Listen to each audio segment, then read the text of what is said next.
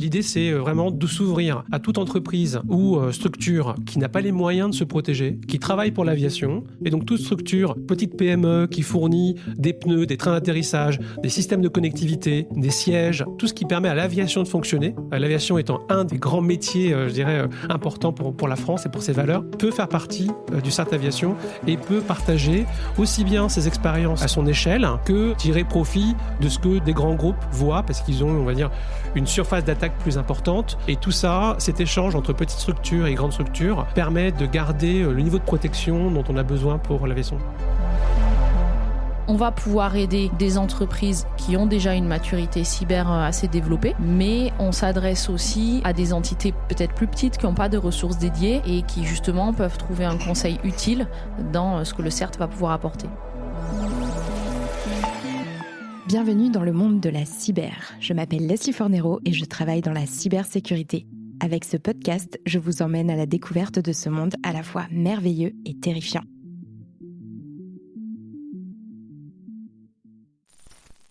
Bonjour à tous et bienvenue dans ce nouvel épisode du monde de la cyber. Aujourd'hui, on va parler de cybersécurité dans le secteur de l'aéronautique avec deux invités. J'accueille Marion Buchet qui est à la tête du CERT Aviation. Bonjour Marion. Bonjour. Et j'accueille aussi Marc Lemonnery qui est président du CERT Aviation. Bonjour Marc. Bonjour. Merci à vous deux d'avoir accepté mon invitation. Il faut savoir qu'avec Marion, on s'est rencontrés au FIC cette année. Je me suis dit que ce serait une super idée d'aborder le sujet de la cybersécurité au sein d'un secteur d'activité spécifique qui est celui de l'aviation aujourd'hui. Je pense qu'il est particulièrement intéressant parce qu'il touche tout le monde. Et je ne sais pas vous, mais moi, quand je suis dans l'avion et que je vois qu'il y a un Wi-Fi public disponible, je me pose beaucoup de questions auxquelles on va évidemment répondre aujourd'hui. Mais d'abord, on va revenir sur vous, sur vos parcours. On va ensuite réexpliquer ce que c'est qu'un CERT. On va parler de la création de ce fameux CERT Aviation qui est assez récent. On va dresser ensemble l'état de la menace cyber dans ce secteur spécifique et il y aura une petite surprise dans cet épisode qui sera dévoilée un petit peu plus tard. Donc pour commencer, est-ce que vous pouvez vous présenter vos parcours, à savoir comment vous êtes arrivé au poste que vous occupez aujourd'hui et surtout ce qui vous a amené à travailler dans le secteur de la cybersécurité.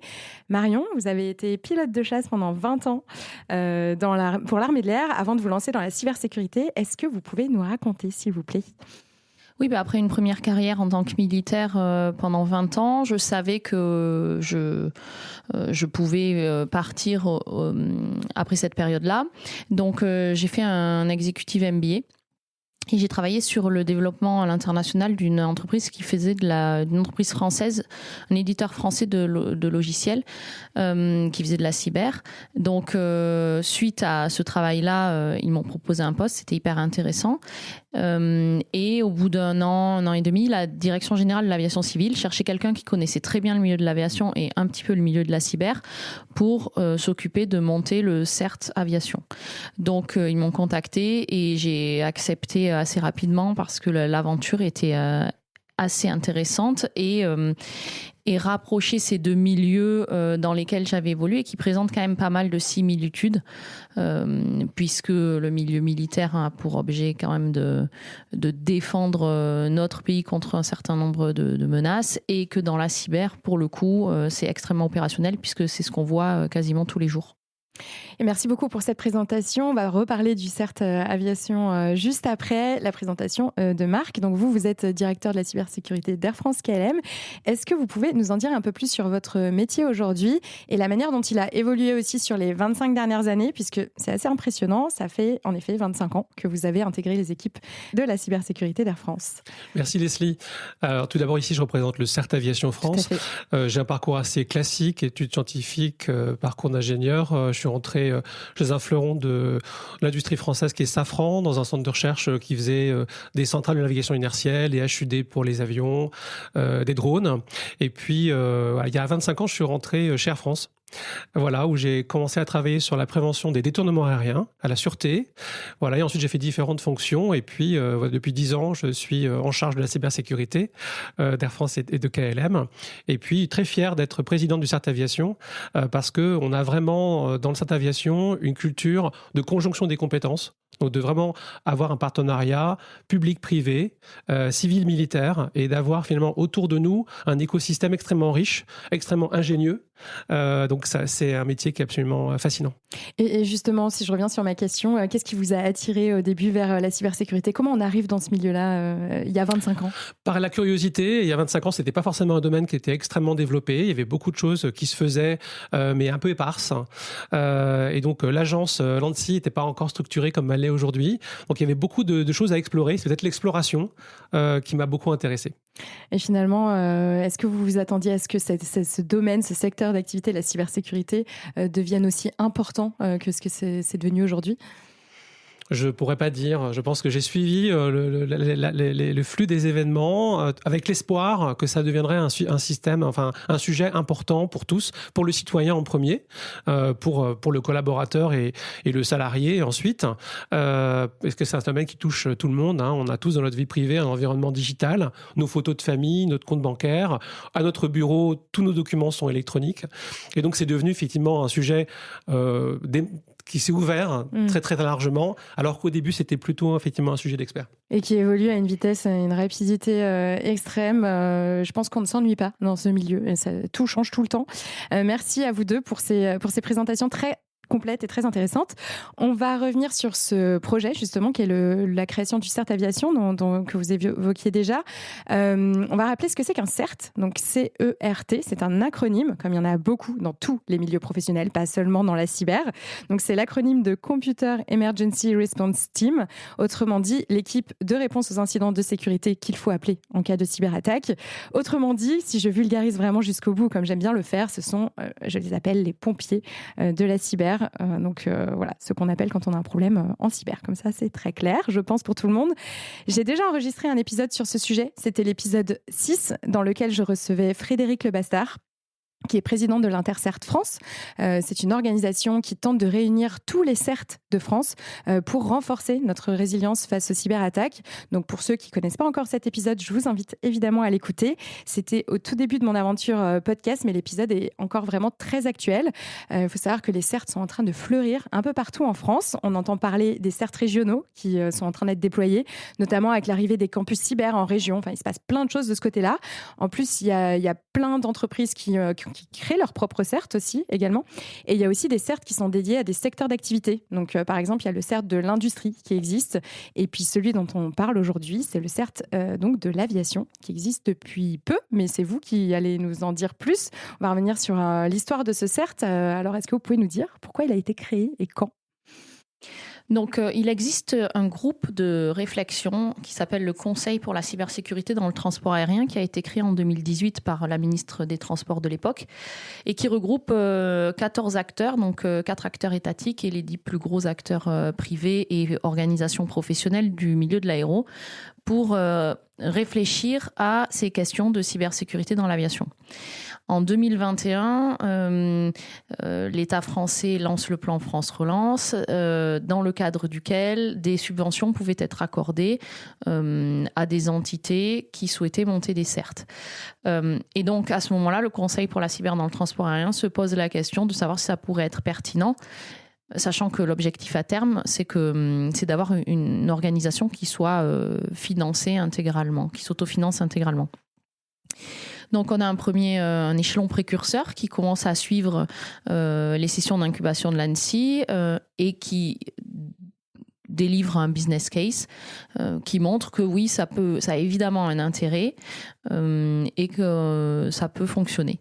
Donc, en 2022, au départ, Air France et la DGAC créent une association. Vous pourrez appeler juste la DGAC, ce que c'est ? La Direction Générale de l'Aviation Civile. Okay. Crée une association qui donc peut bénéficier de cette subvention et j'arrive en avril 2023 pour commencer les travaux. On va développer des services dont nous parlerons certainement plus tard, mais au départ au travers de prestataires et jusqu'en avril 2024 où on recrute un deuxième personnel qui lui s'occupe vraiment d'apporter une expertise technique. Donc c'est pour l'histoire assez courte mais dense du CERT Aviation. Ouais, donc c'est très très récent. Est-ce que vous pouvez nous en dire un peu plus sur le fonctionnement du CERT Aviation et justement les raisons qui ont mené à sa création ? Pourquoi on en avait besoin ? Alors peut-être, je vais rappeler aussi un élément important, c'est quand le Conseil cibert transport aérien a évoqué cette piste de créer un CERT, bien sûr l'ANSSI nous a beaucoup aidé. Il y avait d'autres CERT qui existaient, notamment le CERT maritime, l'Intercert, enfin beaucoup de structures de CERT, mais il n'y avait pas de CERT pour le domaine aérien. Et quand on a évoqué ce qui se passait à l'étranger, on a vu qu'il y avait des groupes de réflexion qui existaient, qui n'étaient pas forcément français, et on n'avait pas forcément envie de partager des données sensibles sans savoir où ça allait. Donc avec l'ANSSI et la DGAC, il y a eu ce besoin de créer un groupe qui fait à la fois de l'anticipation, de la prévention et de la réaction aux incidents cyber pour aider le tissu économique de l'aéronautique en France. Et donc ça, c'est un peu les valeurs fondatrices qui ont permis de dessiner un peu ce CERT avec une taille critique. Et l'idée, c'est vraiment de s'ouvrir à toute entreprise ou structure qui n'a pas les moyens de se protéger, qui travaille pour l'aviation, mais pourquoi pas aussi pour l'espace, puisqu'on cherche absolument à créer un partage d'informations avec l'espace. On a beaucoup de points communs, on a 100 km avant d'arriver à l'espace, donc on a beaucoup de choses en commun à partager. Et donc toute structure, petite PME qui fournit des pneus, des trains d'atterrissage, des systèmes de connectivité, des sièges, voilà, tout ce qui permet à l'aviation de fonctionner. L'aviation étant un des grands métiers, je dirais, importants pour la France et pour ses valeurs, peut faire partie du CERT Aviation et peut partager aussi bien ses expériences à son échelle que tirer profit de ce que des grands groupes voient, parce qu'ils ont, on va dire, une surface d'attaque plus importante. Donc, ils voient beaucoup plus d'événements qui leur arrivent. Et tout ça, cet échange entre petites structures et grandes structures permet de garder le niveau de protection dont on a besoin pour l'aviation. C'est comme un petit intercert dédié à l'aviation qui rassemble toutes les entreprises donc, qui œuvrent dans le secteur aéronautique. Est-ce qu'on peut rappeler justement quels sont les risques pour ces entreprises, les risques cyber? Est-ce que vous pouvez nous donner un rapide état de la menace? C'est vrai que souvent, quand on pense aéronautique, on pense compagnie aérienne, aéroport, etc. Mais en fait, il y a tout un tissu économique de PME derrière qui travaille, dont on entend peu parler. Mais voilà, le risque cyber est très, très prégnant chez eux. On va avoir principalement deux types d'entités dans l'aéronautique. On va avoir les opérateurs, donc compagnies aériennes, aéroports, et les industriels. Chez les opérateurs, on va retrouver... chez tout le monde, on retrouve évidemment la menace tout venant, donc du ransomware notamment.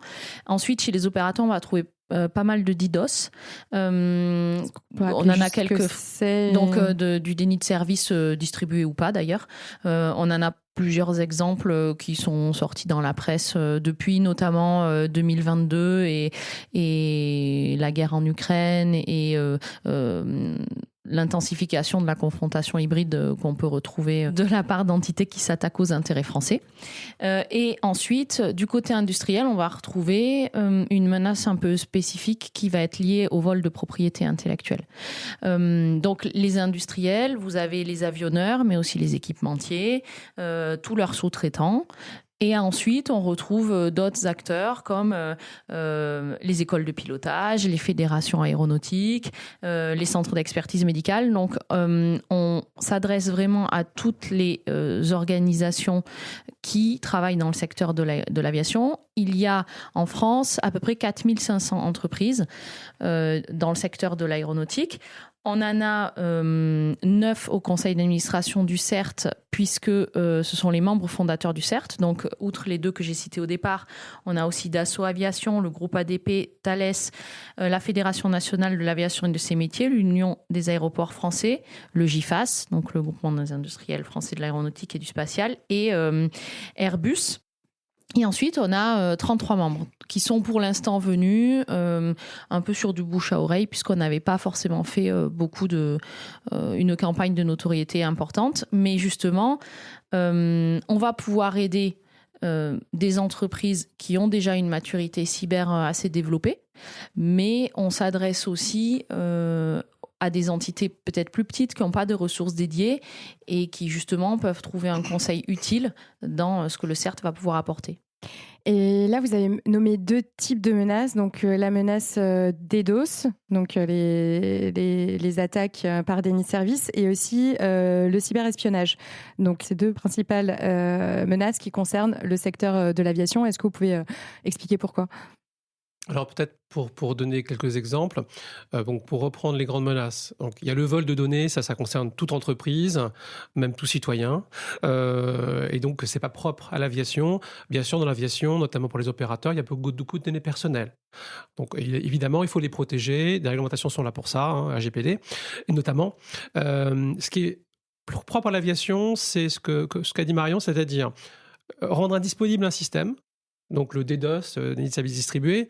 Donc rendre indisponible un système ou envoyer une fausse information. Voilà, on pourrait dire rendre indisponible ou leurrer, faire croire que. Et ça concerne des faux profils sur Internet, ça concerne des faux signaux GPS, ça concerne tout ce qu'on peut imaginer comme fausse information qui peut circuler. Et donc ça, pour l'indisponibilité, il y a des barrières qui sont techniques, principalement techniques, pour empêcher qu'un système soit rendu indisponible, pour avoir un système secondaire. Pour la partie fausse information, c'est vraiment l'humain qui est au cœur dans un avion, dans un cockpit. Un avion est fait pour que ça soit le pilote qui prenne la décision. Donc, si on lui envoie une fausse information, c'est toujours le pilote qui décide si l'information, il est jugé crédible ou pas, et il fait une vérification de cohérence, quelle que soit l'information qui vient de l'extérieur. Le pilote fait confiance à son cockpit, l'avion, on lui fait confiance, et tout ce qui vient de l'extérieur peut être mis en doute. Et c'est équivalent pour le sol. Ce qu'on voit aujourd'hui, la grande menace, c'est le phishing, le faux message. À 90% des attaques commencent par un faux message, que ce soit du WhatsApp, du SMS ou de l'email. Voilà, il faut toujours l'intelligence humaine pour vérifier si un message est pertinent ou pas. Et s'il n'est pas pertinent, s'il est surprenant, vérifier avec la tour de contrôle, avec le centre de contrôle des opérations, avec le copilote, parce qu'on a 2 pilotes dans un avion, et ça, c'est très important. Voilà, donc l'intelligence humaine, c'est ce qui permet vraiment de pallier une grande partie des menaces. Donc l'humain, c'est quand même la première ligne de défense aujourd'hui, aussi bien dans la conception des systèmes que dans l'appréciation des menaces. Et là, du coup, on parle de 2 choses. On parle de la cybersécurité dans l'avion et de la cybersécurité au sol. Donc, auprès de tout ce tissu économique qui travaille dans le secteur de l'industrie aéronautique. Le CERT Aviation, il œuvre sur ces 2 aspects-là ? Oui, tout à fait. Alors bien sûr, sur les aspects au sol, parce que la plupart de l'informatique est au sol. Un vol, ça se prépare. Des commandes, des sites web, tout ça, c'est vraiment au sol. Mais le CERT travaille aussi sur les aspects de système embarqué et sur les aspects de procédure pour les équipages. Typiquement, il est important de pouvoir préparer les équipages à des événements qui ne sont pas forcément vus comme de la cyber, mais qui ont une origine cyber. Et on parle de plus en plus d'événements qui sont cyberphysiques, ou qui sont hybrides. Voilà. Mais pour l'équipage, ça doit rester extrêmement simple. Un équipage, ça pilote son avion. Il est là pour ça. L'équipage commercial est là pour s'occuper de la sécurité de la cabine. Ils sont là pour ça. Ils n'ont pas besoin, eux, de savoir, d'être experts en cyber. Néanmoins, on le verra, ils ont des formations cyber, parce que tout le monde en a besoin. Mais c'est quelque chose qui est pris en compte au niveau de la cabine de l'avion, du cockpit et puis du sol. On va revenir justement sur la cybersécurité de l'avion un petit peu plus tard, mais j'aimerais revenir sur le risque cyber donc au sol, comme vous dites, des entreprises. Quel est le risque si une PME qui fournit une partie d'un avion, enfin qui produit une pièce d'un avion, quel est le risque si elle se fait attaquer et qu'on lui vole ses données ? Vous avez 3 risques. Le premier, c'est déjà une rupture de production. C'est-à-dire qu'un sous-traitant qui livre plus son donneur d'ordre, ça perturbe quand même toute la chaîne. Vous avez le risque de vol de propriété intellectuelle. Ça, c'est assez difficile à mettre en évidence. Il y a des cas, mais qui ont plutôt été traités par l'ANSSI, qui dispose de moyens de surveillance spécifiques. On sait que c'est actuellement le cas, mais il est pas forcément facile de le mettre en évidence si on fait pas une surveillance assez poussée. En gros, quand on se fait cyberespionner, on le sait pas. Parce que le but c'est d'exfiltrer de la donnée de la manière la plus discrète possible. Donc ça, c'est effectivement quelque chose qu'on voudrait être amené à surveiller. Et puis après, vous avez un problème d'intégrité du matériel. C'est-à-dire qu'à partir du moment où vous avez une attaque dans une entité, est-ce que ce matériel est intègre et peut être mis dans un avion ? C'est pour ça que la plupart des équipementiers, notamment, se sont dotés de PCERT, donc qui s'occupent spécifiquement de la cybersécurité du produit. Vous les appelez comment ? PCERT. Donc Product Security Information Response Team. Super intéressant. En tout cas, donc les 3 risques pour ceux qui sont au sol. Et donc vous proposez, donc l'enjeu de cybersécurité, il est hyper important dans le secteur de l'aviation, puisque même pour les entreprises qui sont au sol, ça a un impact pour ceux qui seront en vol au moment où ils seront en vol. Et quelles sont les actions qui sont proposées par le CERT, justement, les actions de prévention pour éviter des catastrophes liées à la cybersécurité? Oui, parce que dans l'introduction, vous parliez de le fait d'appeler le CERT quand on a un problème, mais l'idée, c'est quand même de ne pas avoir de problème. L'idée, c'est de pas l'appeler. Le CERT propose 2 types de services depuis sa création quasiment. Un service de veille en cybersécurité qui permet notamment de faire de la veille de vulnérabilité et un service de réponse à incident qu'on peut appeler H24. Au téléphone. Et donc vous avez une plateforme de vulnérabilité, c'est ça que vous mettez à disposition? C'est une sorte de scan de vulnérabilité? En fait, c'est une plateforme qui surveille les avis de sécurité et les entreprises, donc TPE, PME, ETI, qui souhaitent y souscrire, contactent le CERT et on leur crée un périmètre sur cette plateforme et ensuite ils choisissent les produits de sécurité qu'ils vont suivre ou pas. Ensuite, donc, on a le service de réponse à incident.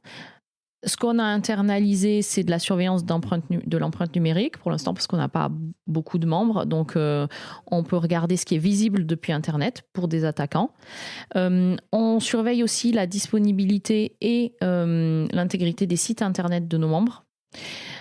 Et enfin, le CERT, c'est également un espace d'échange. Donc, tous les matins, on a un briefing auxquels peuvent se connecter tous les membres. Et l'idée, c'est de percevoir les signaux faibles.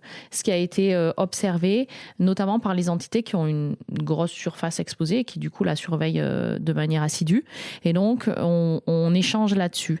Sur le soutien, on apporte un soutien aux organisations les moins matures en les aidant, en leur donnant des conseils sur les bonnes pratiques à adopter. Et évidemment, en cas d'attaque, on ne va pas se substituer à l'offre privée, on n'a pas vocation à faire ça.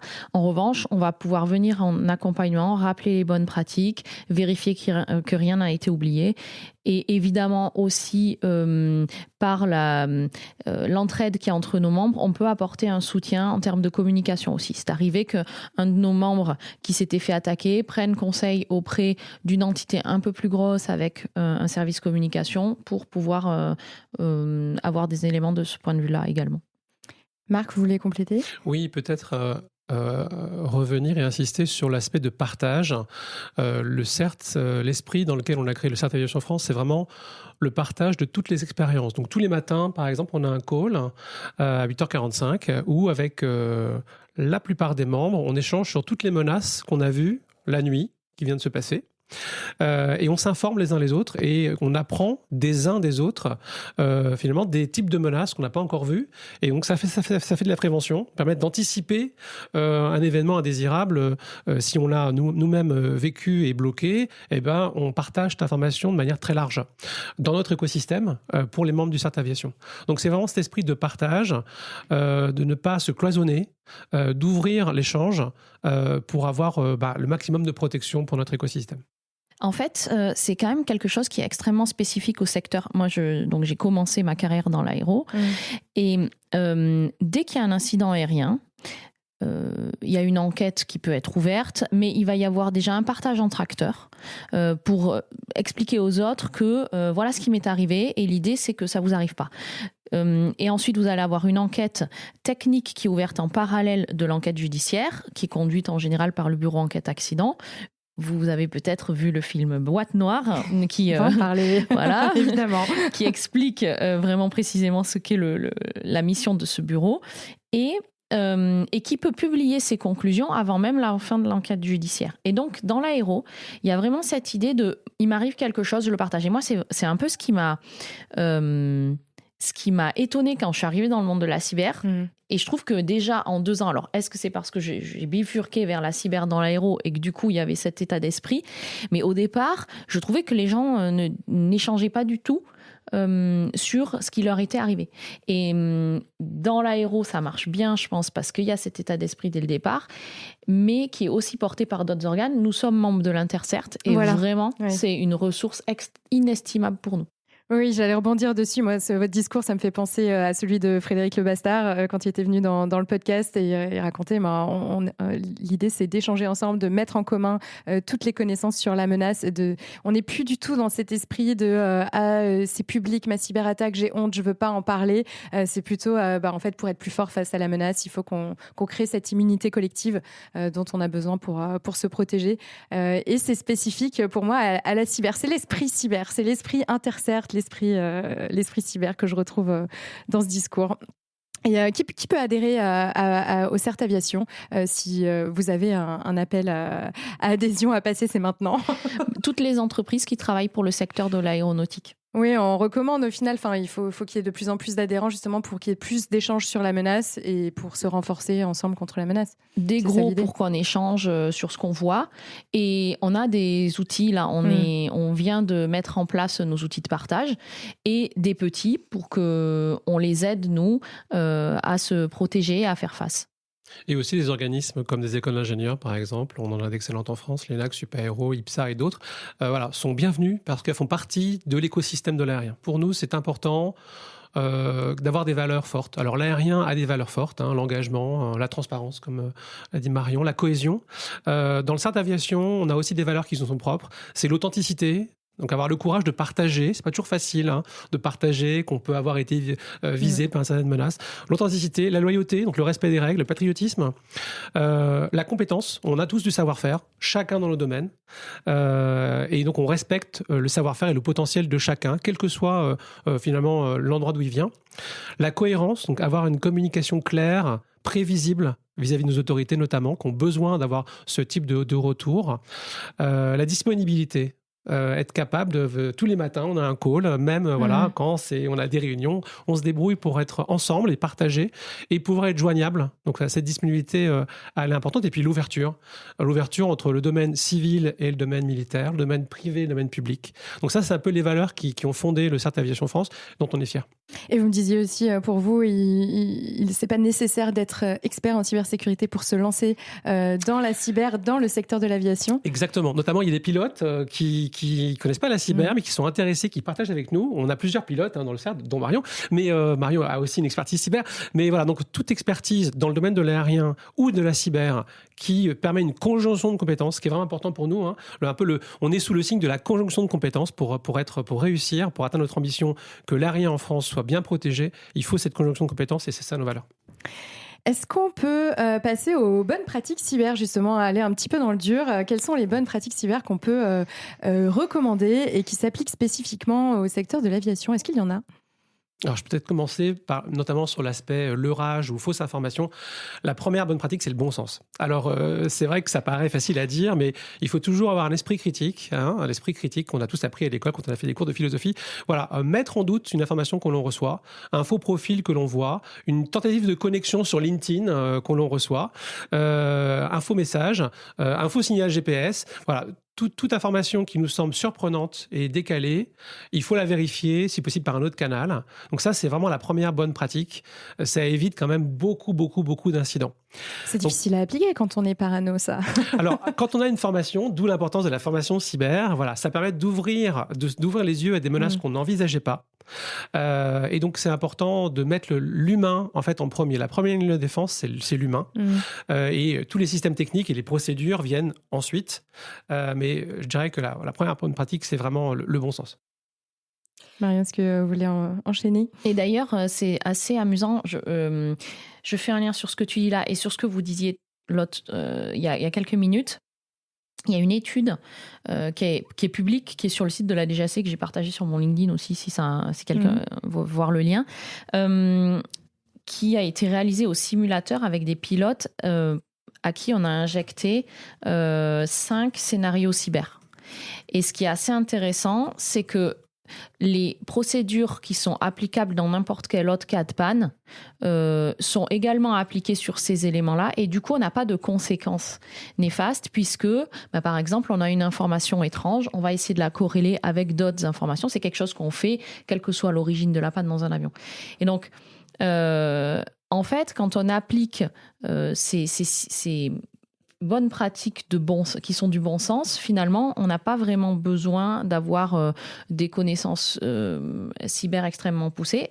À la fin de l'étude, ils leur ont dit que c'était des questions cyber. Donc les gens étaient assez intéressés parce qu'ils se sont dit tiens, ça apporte toujours de savoir d'où vient le problème.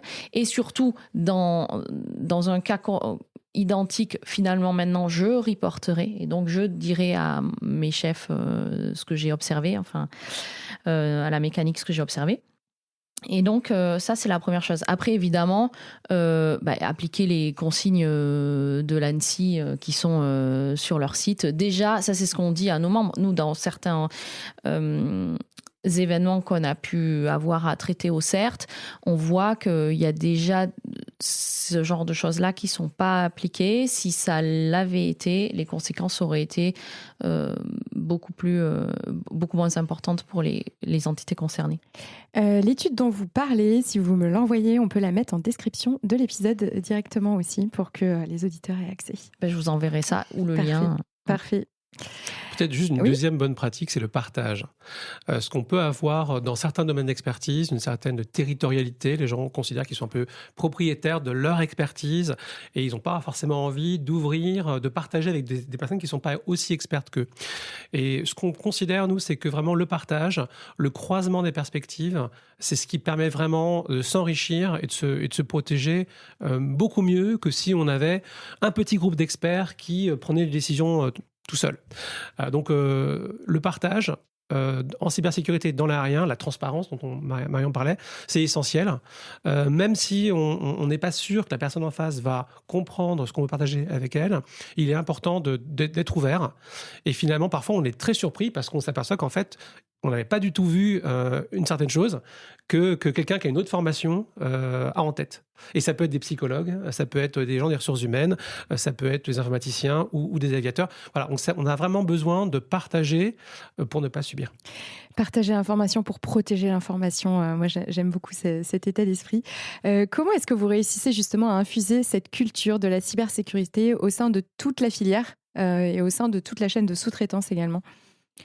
C'est pas facile. On a encore des gens qui nous disent non mais moi j'ai pas de problématique cyber dans mon entreprise et ça actuellement c'est, je veux bien l'entendre mais j'aimerais bien voir comment ils travaillent sans ordinateur et données de nos jours. Donc je pense que c'est pas exactement un reflet de la réalité. Donc on s'est au début structuré autour d'experts de la cyber parce que c'est eux qui ont été vraiment moteurs.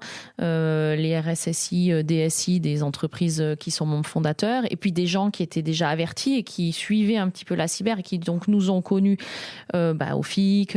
Mais c'est vraiment notre mission de l'année prochaine, ça va être justement de nous faire connaître auprès de gens qui ne connaissent pas la cyber et de leur expliquer qu'en fait, on va pouvoir leur faciliter la vie ou les aider à naviguer dans un milieu qu'ils ne connaissent pas forcément, avec des sous-traitants qui parfois ne sont pas forcément au rendez-vous sur certains points, et leur expliquer quelle va être la valeur ajoutée. Le CERT, ça reste une association à but non lucratif qui évoluera en groupement d'intérêt public probablement dans le courant de l'année 2025.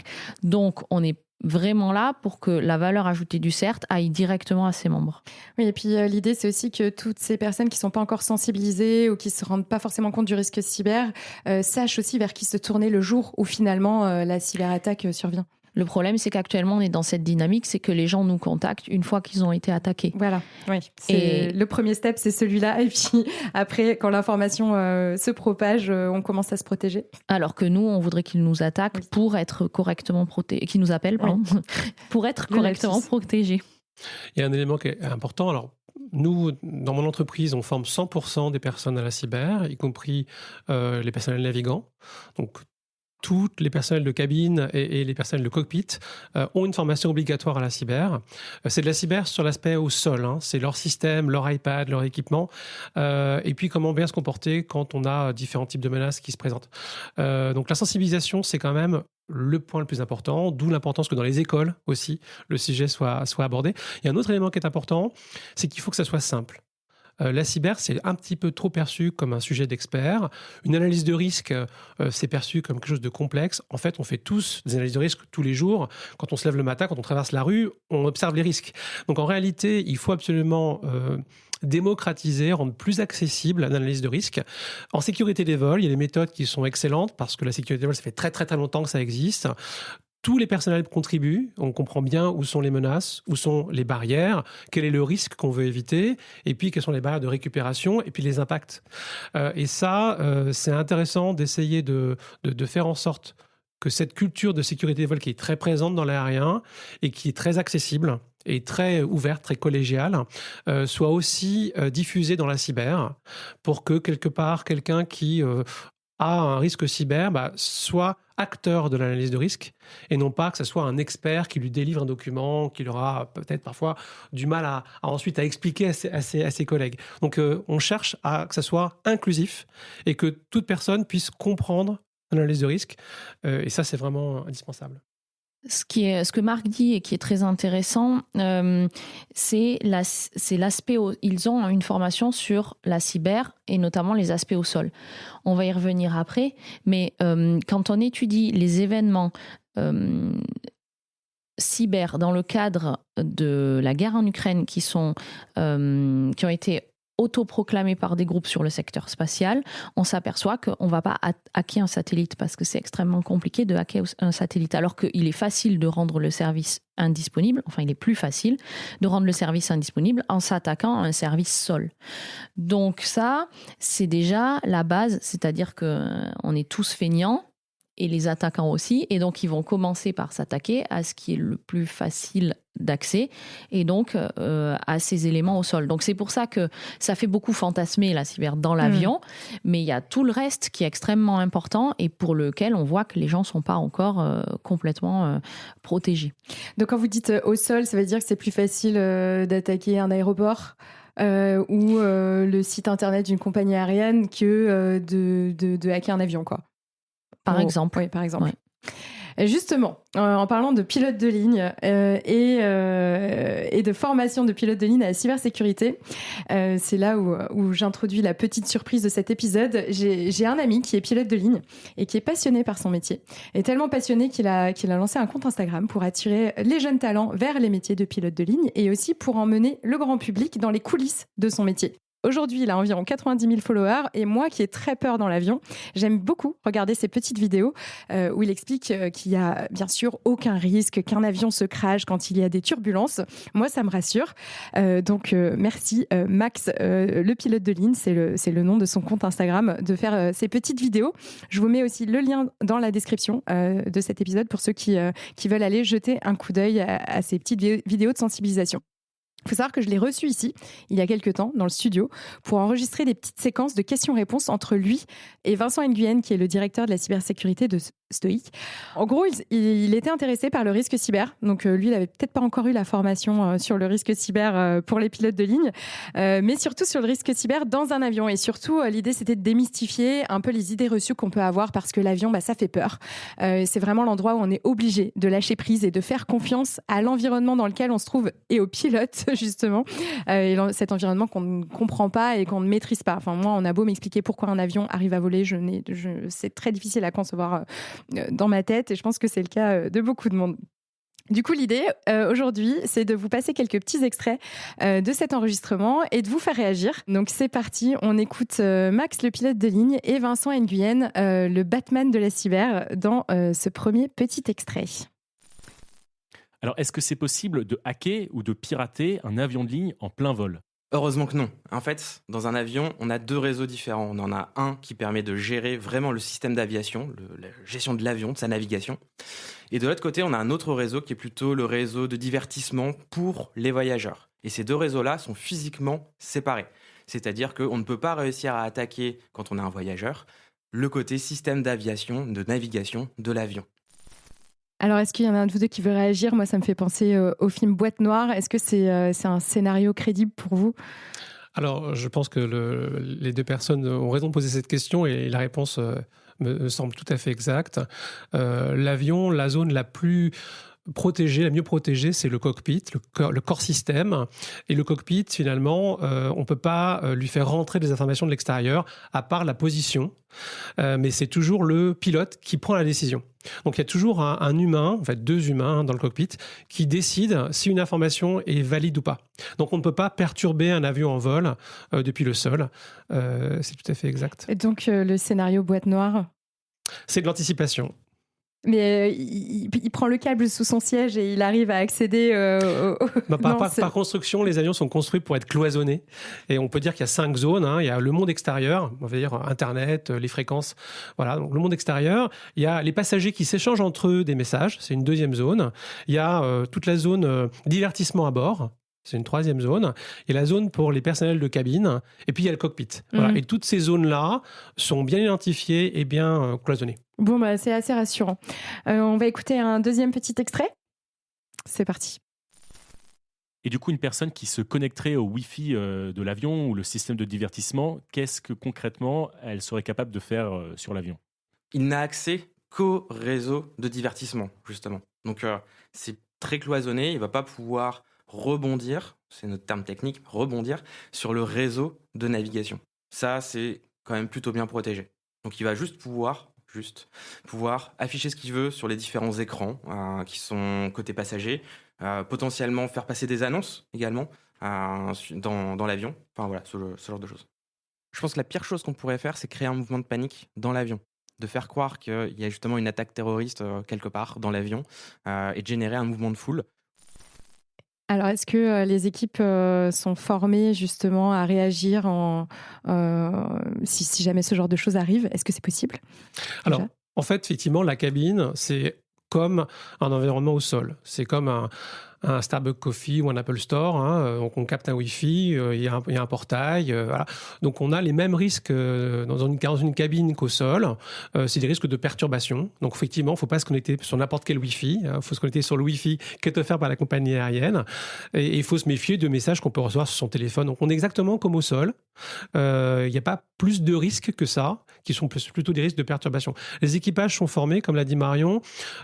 S'il y avait un événement perturbant, les équipages de cabine sont formés à la sécurité de la cabine et savent exactement quoi faire, couper le système, donner des consignes aux passagers pour éviter qu'une panique se propage. Disons que, comme l'a dit Marc, c'est un risque qui est extrêmement bien pris en compte par les avionneurs depuis longtemps, qui travaillent dessus. Donc, moi, j'aime à dire que rien n'est impossible.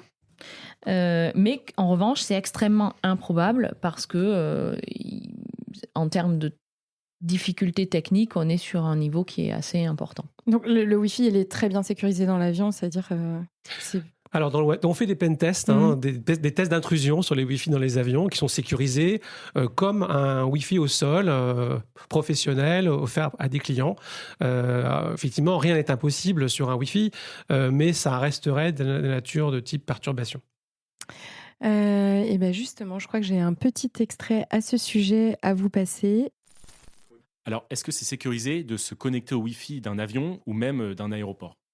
En fait, c'est comme si tu voulais dire un secret à une autre personne dans une pièce où il y a également 10 autres personnes qui sont présentes. Donc non, ce n'est pas sécurisé de se connecter au Wi-Fi d'un avion ou au Wi-Fi d'un aéroport, tout simplement parce que plein de gens peuvent écouter ce que tu es en train de faire. Bien sûr, si tu es équipé de solutions de sécurité, de VPN ou ce genre de choses-là, là oui, tu peux réussir à utiliser le Wi-Fi de l'avion ou de l'aéroport de manière un peu plus sécurisée. Alors là, j'apporterai une petite nuance, c'est que le trafic Wi-Fi, il est chiffré. Les protocoles Wi-Fi sont sécurisés par nature. On peut toujours se tromper de Wi-Fi.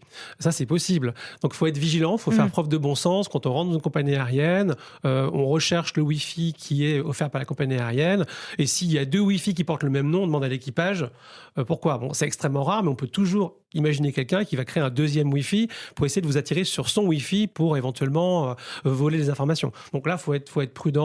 Si on voit qu'il y a plusieurs Wi-Fi qui portent le même nom, on vérifie. Exactement comme pour un aéroport, quand on est à Roissy ou à Orly, on se connecte au Wi-Fi de l'aéroport, on vérifie que c'est le vrai Wi-Fi de l'aéroport. S'il y a un doute, on demande à quelqu'un de l'aéroport de nous guider. Merci beaucoup pour ces éclaircissements. J'ai un dernier petit extrait à vous passer sur un autre sujet. C'est parti. Avec l'arrivée de plus en plus des avions autonomes, de l'intelligence artificielle, est-ce qu'il est possible de prendre le contrôle d'un avion à distance ? Alors en fait, tout va continuer à tourner localement au sein de l'avion. Donc on revient finalement à cette notion de réseau séparé, de système séparé. Donc non, normalement en tout cas, ça ne devrait pas ajouter un nouveau risque d'accès à distance en tout cas à l'avion et de le manipuler. En revanche, dans la notion d'intelligence artificielle, d'autonomie, on a une phase au tout début qui s'appelle l'apprentissage. Et si on réussit à modifier cet apprentissage-là, c'est-à-dire que si un attaquant a la main sur la phase d'apprentissage, il va pouvoir introduire des vulnérabilités dans l'algorithme de l'intelligence artificielle qui va ensuite tourner sur l'avion et lui permettre justement de le détourner ou simplement de lui faire ce qu'il a envie. Alors, une petite réaction sur le sujet de l'intelligence artificielle qui fait beaucoup de bruit depuis quelques temps dans l'espace public. Oui. Alors, dans un avion, il y a toujours des pilotes. C'est le pilote qui prend la décision. Donc, on peut imaginer que des systèmes d'IA arriveront et proposeront des éléments aux pilotes. Mais ce qu'on sait aujourd'hui de l'IA notamment générative, c'est que c'est une IA statistique. Ça répond par rapport à des grands volumes de données qui sont analysés de manière statistique. C'est pas toujours pertinent. Donc, ce qui est important, c'est de comprendre qu'il y aura toujours un humain qui prendra la décision de quelle direction prendre, de quelle information rentrer dans le système de vol. Rien ne vient automatiquement, on va dire, décider la trajectoire de l'avion. Ça serait même un petit peu inquiétant que dans le futur, on ait des avions qui volent tout seuls, parce qu'aucun système n'est à 100% fiable. Il faudrait une sûreté opérationnelle à 100%. Même l'être humain n'est pas à 100% fiable. Il faut toujours une conjonction de compétences. Donc l'IA dans l'avion, sans doute un jour, mais c'est toujours l'humain qui décidera. Donc pour l'instant, c'est pas d'actualité. Sur la question du cloisonnement, je vous renvoie à l'intervention de Yannick Assouad de Thales Avionics et de Jean-Claude Nanche d'Airbus lors du Paris Air Forum, qui est pareil en ligne et on pourra certainement mettre le lien en commentaire. Et ensuite, je pense que c'est clair pour tout le monde, mais c'est quand même intéressant de le rappeler, avant d'équiper un avion, il y a une importante phase de test et de certification. Donc si ce genre de technologie devait arriver de manière un petit peu plus développée, de toute façon, il y aurait cette phase-là aussi qui serait mise en œuvre pour vérifier de la fiabilité du système. Tous ces éléments sont très rassurants. Avant de conclure cette émission, moi j'ai quand même encore deux petites questions. Quand on entend parler d'une compagnie aérienne qui s'est fait pirater, de quoi s'agit-il vraiment ? Alors, en général, statistiquement, c'est des systèmes qui sont au sol, accessibles sur Internet. Ça peut être le site web. Ça peut être des systèmes de gestion divers et variés, des systèmes de gestion de pièces détachées, par exemple. C'est arrivé à des grands constructeurs. Voilà, donc c'est plutôt ce type d'informations qu'on voit dans la presse. On a aussi des cyberattaquants qui prétendent qu'ils ont piraté une compagnie, alors qu'en fait, ils ont juste trouvé sur Internet des logins mots de passe que des clients se sont fait voler sur leur PC avec des voleurs de mots de passe. Et à partir de là, ils disent qu'ils ont réussi à pirater le système de fidélisation d'une compagnie. Bon, en fait, c'est juste qu'ils ont été regardés sur Internet ce qui pouvait se trouver et faire des fausses informations. Et il y a beaucoup de fausses informations qui circulent là-dessus. Donc, il faut être extrêmement prudent quand on voit ce type d'informations dans la presse. Et les aéroports, de quoi il s'agit aussi quand c'est les aéroports qui se font attaquer ? Et quels sont les impacts ? Souvent, sur les aéroports, on retrouve du DDoS. Les impacts, c'est plutôt des impacts réputationnels et en termes d'image.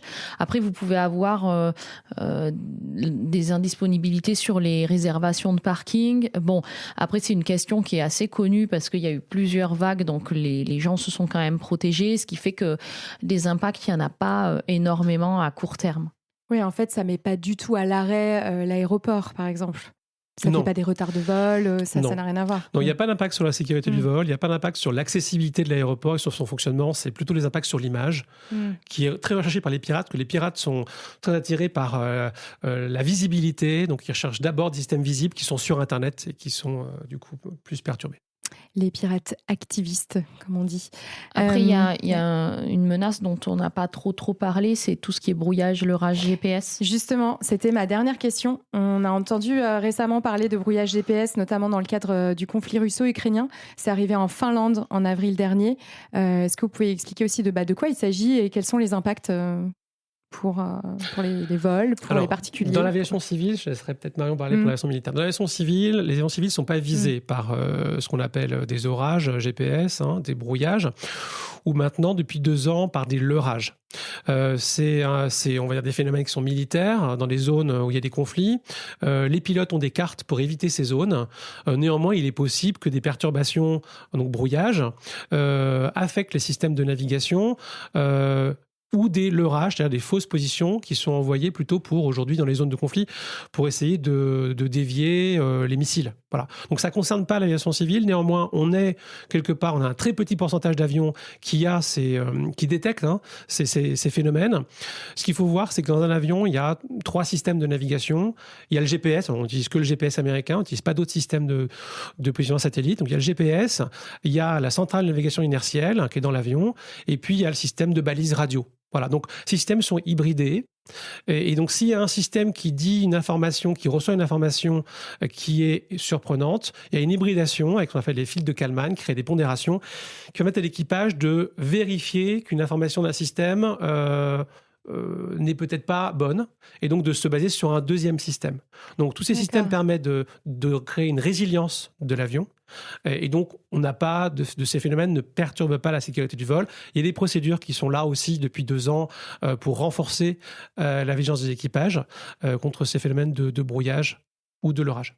Oui, donc ça n'arrive pas qu'un avion de l'aviation civile commence à voler à l'aveugle parce qu'il n'a plus de signal GPS. Ça, ce n'est pas possible. Non. Je me voilà rassurée. Merci beaucoup. En fait, on les observe dans les zones de conflit, donc principalement dans l'Est de l'Europe, mais également au Moyen-Orient. L'objectif, c'est de perturber les systèmes de navigation ou de perturber les systèmes d'armes, donc le guidage de certaines munitions.